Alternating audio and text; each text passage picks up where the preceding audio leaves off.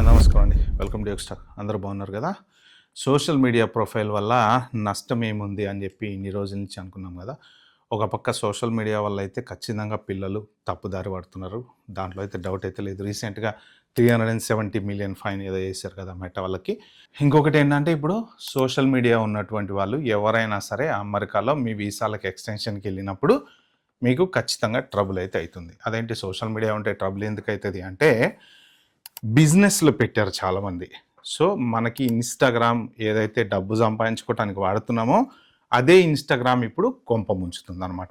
Okay. So, ఈ particular వీడియోలో నేనేం షేర్ చేసుకుందాం అనుకున్నా అంటే, నేను సోషల్ మీడియాలో కొంత ఇన్ఫర్మేషన్ అనేది చూశాను. ఏంటి అంటే, H1B ఎక్స్‌టెన్షన్‌లు రిజెక్ట్ అవుతున్నాయి. ఎందుకు అంటే, ఇన్‌స్టాగ్రామ్ ప్రొఫైల్ చెక్ చేసినప్పుడు, ఆ ఇన్‌స్టాగ్రామ్‌లో మీ బిజినెస్ రిలేటెడ్ ఇవి బయటపడినప్పుడు రిజెక్ట్ అవుతున్నాయి అనమాట. అట్లా ఎట్లా బయటపడతాయి? వాళ్ళు ఏం చూస్తారు? జనరల్‌గా అందరూ ఏమనుకుంటున్నారంటే, మనం ఏదైనా పోస్ట్‌కి కామెంట్స్ పెట్టామా, అదా ఇదా అని చూస్తారనుకుంటున్నారు. సో, నేను ఆ డీటెయిల్స్ అన్నీ పర్టిక్యులర్ వీడియోలో చెప్తాను. మీరైతే లాస్ట్ వరకు చూడండి. Very important video. ఎందుకు అంటే చాలామంది ఇప్పుడు సోషల్ మీడియాలో యాక్టివ్‌గా ఉన్నారు. ఆ యాక్టివ్‌గా ఉన్న వాళ్ళకి అందరికీ కూడా ఖచ్చితంగా నెక్స్ట్ H1కి ఎక్స్‌టెన్షన్‌లకు గానీ, లేకపోతే మీరు ఏదో ఒక వీసా చేంజ్ ఆఫ్ స్టేటస్‌కి వెళ్ళినప్పుడు గానీ ప్రాబ్లమ్ అయితే అవుతుంది. సో, ఇప్పుడు మీరు చేయొచ్చా, చేయకూడదా అనేది డిసైడ్ చేసుకోండి. Okay. First of all for example మీరు H1B వీసా మీద ఉన్నారు. ఇన్‌స్టాగ్రామ్ నడిపిస్తున్నారు. ఇన్‌స్టాగ్రామ్‌లో మీరు ఏదైనా పోస్ట్ చేసుకోవచ్చు. ఎందుకంటే అది ఫ్రీ. మీకు దానికి రిస్ట్రిక్షన్స్ ఏం లేవు.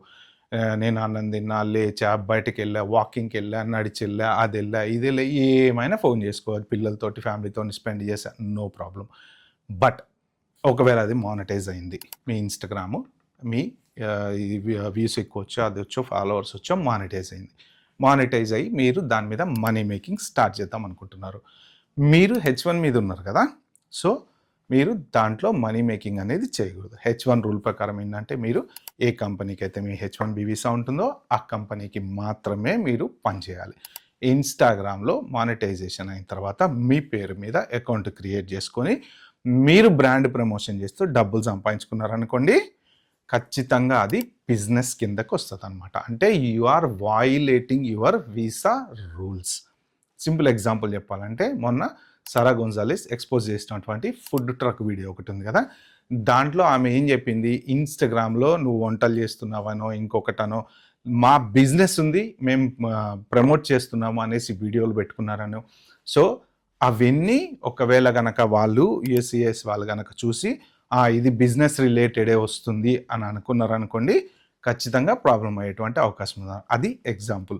సో, ఇంకొక ఎగ్జాంపుల్ ఏంటి అంటే, ఇప్పుడు ఈ మొన్న వార్ మెమోరియల్ దగ్గర అతను డ్యాన్స్ చేశారు కదా. ఆ డ్యాన్స్ చేసిన తర్వాత డిపోర్ట్ చేశారు, అది ఇది అని హడావిడైంది కదా. యాక్చువల్‌గా డ్యాన్స్ చేసినందుకు కాదు. ఆయనకు ఒక స్టూడియో ఉందని చెప్పేసి, ఆ స్టూడియోలో గంటకు $15 ఛార్జ్ చేస్తున్నాడని చెప్పేసి జనరల్‌గా జరుగుతుంటాయి కదండీ ఇన్‌స్టాగ్రామ్‌లో డిస్కషన్స్ అనేవి. ఇప్పుడు ఒక వీడియో రికార్డ్ చేసి పెడతారు మీరు.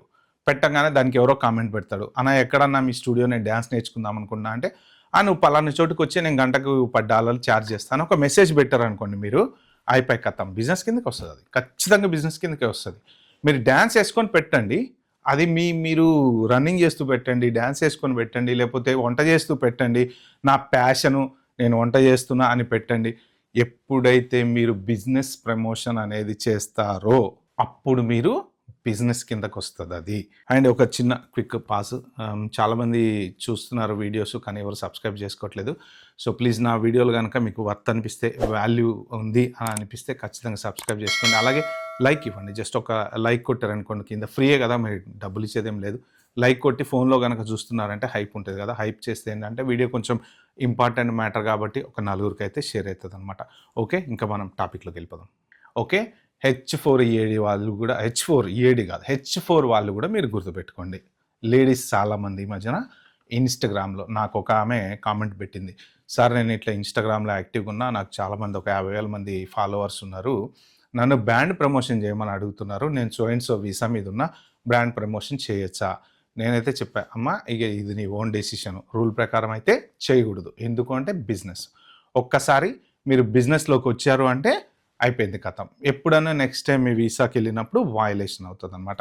H4 వాళ్ళు డిపెండెంట్స్ కేవలం డిపెండెంట్గా మాత్రమే ఉండాలి. మీరు ఎటువంటి బిజినెస్ చేయకూడదు. దట్ ఇంక్లూడ్స్ యూట్యూబ్లో కూడా మీరు మీరు యాంకర్‌గా పనిచేసి ఇప్పుడు జాబ్ చేస్తూ డబ్బులు తీసుకోవటం ఖచ్చితంగా తప్పది. బిజినెస్ కిందకే వస్తది. ఏంటి అంటే మీరేదో ప్యాషన్ కోసం పెట్టుకోండి. No problem. కంప్లీట్‌గా ప్యాషనే. ఏంటంటే మీరు ప్యాషన్ కోసం పెట్టుకోండి. No problem. ప్యాషన్ వేరు, at the same time business వేరు. తర్వాత యూట్యూబులు చేస్తున్నారు చాలామంది. H4 మీద ఉండి యూట్యూబులు చేస్తున్నారు చాలామంది. H1 మీద ఉండి యూట్యూబులు చేస్తున్నారు చాలామంది. సో నిన్నెవరో కామెంట్‌లో మెన్షన్ చేశారు. నేను H1లో ఉండి ఏదో వ్లాగ్స్ చేద్దాం అనుకుంటున్నా, చేయొచ్చా అని. నో, చేయకూడదు. మీరు H1 మీద ఉండి బిజినెస్ చేయాలంటే దానికి కొన్ని సెట్ ఆఫ్ రూల్స్ ఉన్నాయి. మీకు కంపెనీ ఉండొచ్చు. You can own A company. కానీ దాంట్లో మీరు జాబ్ కూడా చేయకూడదు. ఇలాంటి రకరకాల రూల్స్ చాలా ఉన్నాయన్నమాట. అయితే ఇప్పుడు మీరు ఎక్స్టెన్షన్‌కి వెళ్ళినప్పుడు మీ సోషల్ మీడియా ప్రొఫైల్స్ అన్నీ మీరు ఓపెన్ చేసి పెడతారు కదా! పెట్టినప్పుడు ఆ సోషల్ మీడియాలో వాళ్ళకి ఏమన్నా కనిపించినాయి అనుకోండి, దాని బిజినెస్ రిలేటెడ్ మీరు ఏదన్నా ఒక ప్రోడక్ట్‌ని ప్రమోట్ చేస్తున్నా, లేకపోతే మీకు బిజినెస్ ఉంది, మీకు డాన్స్ స్టూడియో ఉంది, కుట్లు అల్లికల బిజినెస్ ఉంది, లేకపోతే మీరేమన్నా ఏది ఫుడ్ ప్రమోషన్. ఇప్పుడు మీరు చాలామంది తెలియట్లేదు, చాలామంది తెలియక చేసేస్తున్నారు. అంటే ఇది బిజినెస్ చేయకూడదు అని ఇన్‌స్టాగ్రామ్, సోషల్ మీడియా వెట్టింగ్ జరుగుతుందని ఎవరు ఊహించారా? ఊహించలేదు కదా! సో ఇప్పుడు ఈ సోషల్ మీడియా వెట్టింగే అందరి కొంప ముంచుతుందనమాట. ఇన్ని రోజులు ఏం చేశారంటే చాలామంది లేడీస్ అండి, మోర్ దెన్ 80% ఇంట్లో ఉండి ఖాళీగా ఉండడం ఎందుకులే, ఈ ఏడి రానటువంటి వాళ్ళు ఫుడ్ బిజినెస్ చేసేవాళ్ళు చాలామంది ఉన్నారు. క్యాటరింగ్ బిజినెస్, లేకపోతే వండి బాక్సుల్లో ఇవ్వడము, లేకపోతే something what ever it is, ఏది చేసినా కానీ violation of the visa rule అవుతుంది. కాబట్టి ఎప్పుడైతే మీరు వయలేషన్ చేస్తారో మీ వీసా రూల్ని, ఆబ్వియస్లీ మీ నెక్స్ట్ టైం వీసా రిజెక్ట్ అవుతుంది. H4 మీద ఉండి EAD వచ్చిన తర్వాత మీరు బిజినెస్ చేసుకోవచ్చు, యూట్యూబ్ చేసుకోవచ్చు, ఇంకోటి చేసుకోవచ్చు. అదర్ దాన్ దట్ మీరు చేస్తున్నారు H4 మీద ఉండి అంటే మీరు నెక్స్ట్ టైం వెళ్తారు చూసారా?